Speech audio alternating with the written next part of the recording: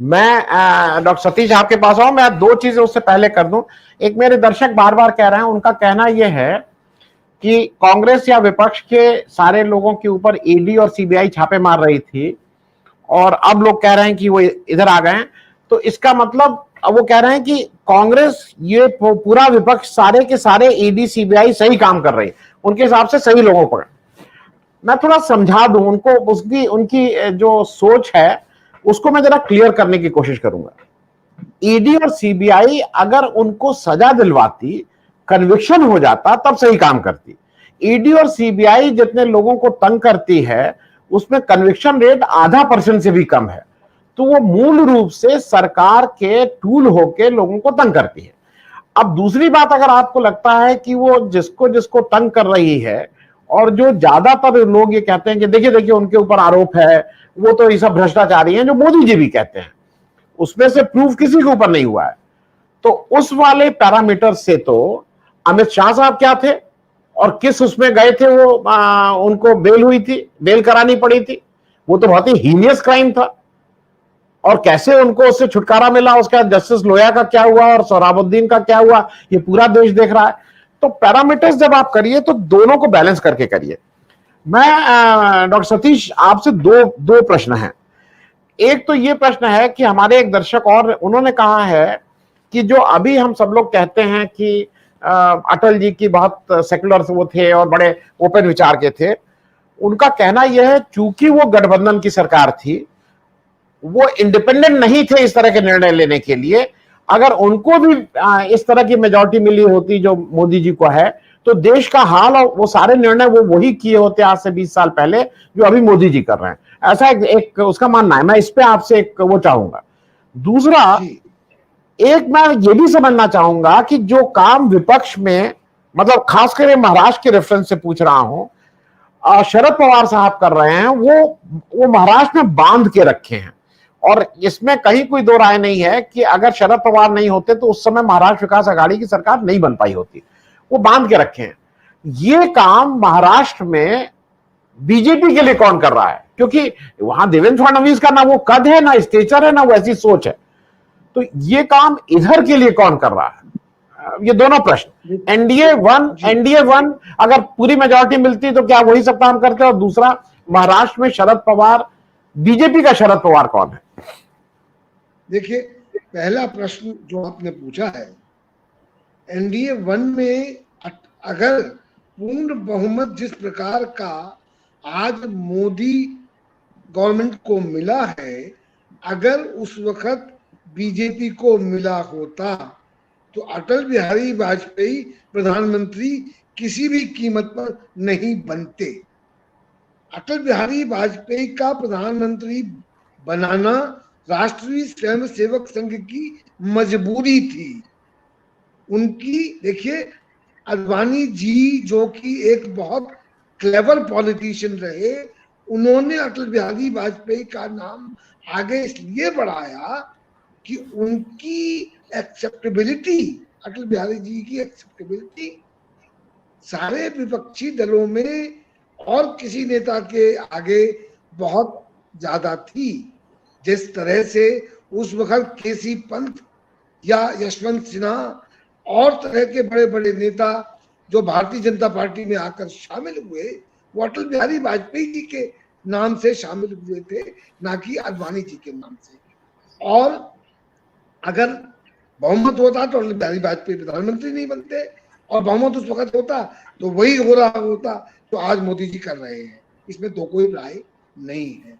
अटल बिहारी वाजपेयी एक compromise candidate थे, क्योंकि उनकी पॉपुलैरिटी संघ के जो कमिटेड वोटर है उसके बियॉन्ड थी। जैसे कि उदाहरण के तौर पर मैं आपको एक छोटा सा पर्सनल एग्जांपल देता हूं। मैं लखनऊ का हूं। लखनऊ में मेरी शादी हुई। मेरी सास जी जो सदा से कांग्रेसी वोटर रही, उन्होंने मुझसे कहा, अब की बार मैंने अटल जी को वोट दे दिया। मैंने पूछा क्यों मां?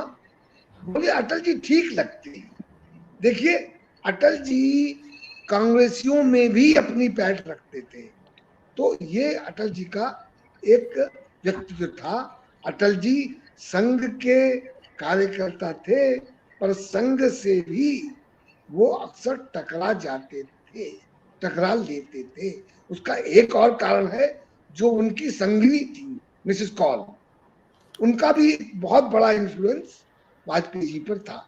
अब आपने एक दूसरा प्रश्न मुझसे पूछा कि जैसे कि शरद पवार जी एमबीए के को जोड़ने के लिए एक गोंद का काम करते हैं या प्रेरणा देते हैं, या किस उनके पास वो कौशल है वो इकट्ठा रखते हैं, तो भारतीय जनता पार्टी, शिवसेना जुटा हुआ है, वो एनसीपी को जोड़ने का कौन काम कर रहा है? देखिए, देवेंद्र फडणवीस एक बड़ा कुशल खिलाड़ी है, वो बहुत कुछ कंप्रोमाइज कर लेता है। देखिए, अगर वो कंप्रोमाइज नहीं करता होता तो शंकर सिंह वघेला हो गया होता, पहली बात। दूसरी बात है कि अमित शाह और जो एजेंसियों का डर है, वो सबको इकट्ठा रखने में बहुत बड़ा योगदान प्ले करता है।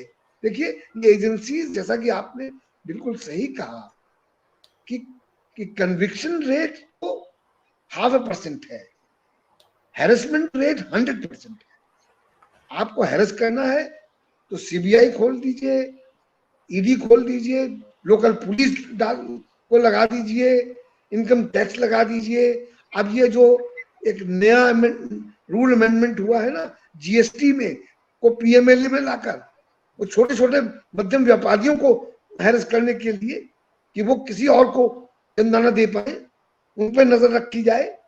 तो इस तरह का काम अमित शाह और प्रधानमंत्री मोदी बहुत अच्छी तरह से कर लेते हैं, उनको आता है।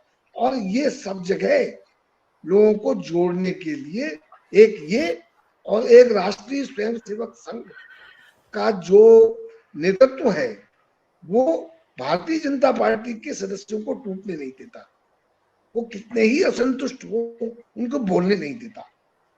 आपको देखिए, जैसा कि अभी भाई साहब ने बताया कि एक कार्यकर्ता ने उनसे ये कहा, मैं आपको बहुत बड़े बड़े नेताओं ने मुझसे असंतोष जाहिर किया है, पर बोले सतीश मैं बोल नहीं सकता। देखिए, ये एक इनके यहाँ जो डिसिप्लिन है ना, वो बहुत है। और उसकी वजह से देखिए, इनके यहाँ शंकर सिंह वघेला के अलावा कितने नेता आपको मिले होंगे जो कि भारतीय जनता पार्टी छोड़ के आप कहीं और शामिल हुए होंगे। तो देखिए, इसलिए जो इंटरनल डेमोक्रेसी होती है, जो इनर डेमोक्रेसी होती है, इनके यहाँ बिल्कुल भी मौजूद नहीं है। इस बात को आपको बिल्कुल मान लेना चाहिए। तो इसलिए वहां पर जो शरद पवार का कौशल वाला आदमी तो नहीं है, और उनके पास जो भय और आतंक मचाकर, डराकर जो रखने की क्षमता है, वो अद्भुत है। मैं डॉक्टर सतीश आपसे लास्ट और क्लोजिंग स्टेटमेंट ले रहा हूं। मेरे कई दर्शक बार बार ये पूछ रहे हैं कि आप ये सब तो बातें कर रहे हैं, ठीक है, लेकिन रास्ता क्या है? वो बार बार ये पूछ रहे हैं कि आगे रास्ता। तो दो चीजें बताएं। हम लोग नेता नहीं है, हम लोगों का काम प्रश्न उठाना है, हम लोगों का काम अगर समाज में कुछ ऐसा हो रहा है उस पर बताना है। और मैं एक उदाहरण महाराष्ट्र से देके उसी पे आपसे पूछ रहा हूं डॉक्टर सतीश। महाराष्ट्र में 2-3 उदाहरण हैं। मैं इसलिए ये बोल रहा हूं कि जब जेएनयू में जो हुआ था, वहां पे आके दीपिका पादुकोण केवल खड़ी हो गई थी और फिर वो चली गई थी। और उसको मतलब मेरे हिसाब से भाई वो इससे ज्यादा और क्या करती, वो कोई नेता तो थी नहीं, लेकिन उन्होंने ये स्टैंड बिल्कुल क्लियर कर दिया कि मैं आपके साथ हूं। उसी तरह से काजोल ने जो अभी एक बात कही कि भाई नेता को पढ़ा लिखा होना चाहिए, पूरी ट्रोल आर्मी टूट पड़ी। शाहरुख खान ने अपने लड़के को 20, 22, 25 दिन कैसे वो टूटा नहीं और किस तरह से किया। मुझे लगता है कि मेरा और आपका और जो भी मेरे दर्शक देख रहे हैं, आपका कम से कम ये काम तो है कि अगर जो झूठी बात है उसको प्रतिवाद करिए, प्रश्न पूछिए। आपसे अगर दिक्कत है तो बोलिए, क्योंकि बोलना भी अगर आप बंद कर दे रहे हैं इस डर से कि नहीं डर लग रहा है, तो फिर दिक्कत है। डॉक्टर सतीश, मतलब ये इस प्रश्न का क्या जवाब है कि आप रास्ता बताइए। तो रास्ता क्या बताएं हम लोग? देखिए, रास्ता तो आपको खुद ढूंढना होगा। आपको ये तय करना होगा कि आप किस प्रकार का नेता चाहते हैं। जो बेईमान है वो बेईमानी की तरफ जाएंगे, जो ईमानदार है वो ईमानदारी की तरफ जाएंगे। देखिए, कुल मिलाकर आज भी समाज में प्रतिशत कम हो चुका है।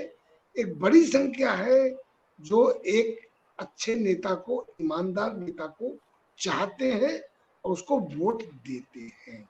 आपने बहुत बड़ा उदाहरण नहीं है, देखिए भारत जोड़ो यात्रा राहुल गांधी ने की, उसमें जिस प्रकार का आपको रिस्पॉन्स मिला, उससे आपको समझ में आना चाहिए कि इस प्रकार की राजनीति की जरूरत है और लोग महसूस भी करते हैं। देखिए, रास्ता क्या होना चाहिए, मीडिया का क्या रोल है। मीडिया का रोल ये नहीं है कि हम बताएं कि रास्ता क्या होगा, हम ये बताएंगे कि ये गलत है, ये क्यों गलत है। अब आपको तय करना है कि आप इस बात को स्वीकारते हो कि नहीं स्वीकारते हो। देखिए, महाराष्ट्र में जो हो रहा है, महाराष्ट्र में जैसे सावरकर और अंबेडकर की बात की, फुले जी की बात की आपने, जिस प्रकार की महाराष्ट्र में दो धाराएं हमेशा चली है, महाराष्ट्र में नहीं पूरे देश में दो धाराएं चलती रही। और इसमें यह तो गांधी के जमाने में तो गांधी उठ के खड़े हुए तो उनके साथ कितने लोग थे, और धीरे धीरे धीरे धीरे करके उन्होंने एक मूवमेंट बिल्ड कर दिया, और उस मूवमेंट की वजह से 70 साल तक वो चीज चलती रही। आखिर स्वयंसेवक संघ, राष्ट्रीय स्वयंसेवक संघ, जो गांधी का धुर विरोधी था और गांधी को जो मारने का माहौल तैयार किया गया था, उसमें राष्ट्रीय स्वयंसेवक संघ का बहुत बड़ा हाथ था। राष्ट्रीय स्वयंसेवक संघ को भी और मोदी को भी गांधी को मानना पड़ा, यहाँ तक कि अपना जो उन्होंने स्वच्छता का प्रोग्राम चलाया उसमें गांधी की ऐनक ही ले ली, देखिए उसके सिंबोलिज्म ले लिया। आज भी ये गांधी को खुलकर विरोध नहीं कर पाते हैं, हालांकि दिल में ये गांधी विरोधी है। देखिए, नेहरू का विरोध क्यों करते हैं ये, क्योंकि नेहरू की फॉलोइंग पूरे कंट्री में इतनी जबरदस्त थी, ये जानते थे कि अगर नेहरू को डिमोलिश नहीं किया तो इनकी एक्सेप्टेबिलिटी कभी नहीं बढ़ पाएगी। तरह तरह की बातें उनके ये कहकर, अफवाहें फैलाकर, जिस प्रकार से उनकी इमेज को खंडित करने का प्रयास किया गया है। दूसरा उदाहरण आपने देखा ना, जिस ढंग से राहुल गांधी को पप्पू बनाने का प्रयास हुआ, आखिर राहुल गांधी जुटे रहे, अड़े रहे और आज भी डटे हुए हैं, इसलिए उनकी आज एक्सेप्टेबिलिटी कहीं ज्यादा है। हालांकि मोदी के बराबर शायद जिस प्रकार के जो असेसमेंट्स हो रहे हैं और जिस प्रकार के पोल्स हो रहे हैं शायद बराबर नहीं है, पर काफी कुछ आगे बढ़ चुके हैं वो। तो देखिए, रास्ता वही है, जैसा आपने जो प्रश्न पूछा था कि आपको सही मार्ग पे चलना होगा।